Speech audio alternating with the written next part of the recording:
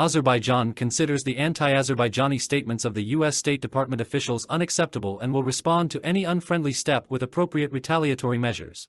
This was announced today, on November 2, by the head of the press service of the Ministry of Foreign Affairs of Azerbaijan, Ayhan Hajizade.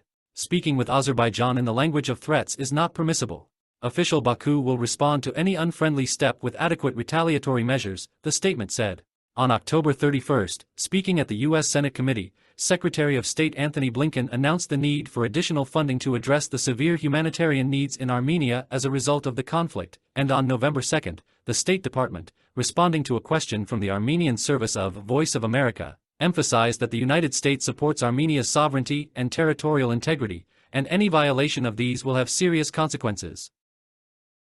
In this regard, the representative of the Foreign Ministry of Azerbaijan emphasized that although the USA acted as a mediator for many years in the previous conflict between Azerbaijan and Armenia, in terms of supporting the sovereignty and territorial integrity of Azerbaijan, providing assistance to Azerbaijani refugees and forced settlers, the officials of that country did not have a decisive position. In addition, the representatives of the USA have never issued decisive calls to free the Azerbaijani territories from occupation and to withdraw the units of the armed forces of Armenia, to eliminate their puppet regime in Nagorno-Karabakh, which was required by international obligations, including the 4 resolutions of the UN Security Council, Hajizade said.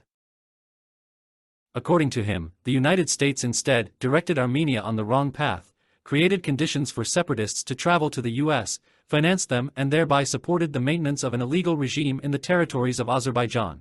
If the U.S. had responded properly to threats to Azerbaijan, as well as to international peace and security, there would not have been a need to use force to eliminate these threats, and the issue could have been resolved peacefully.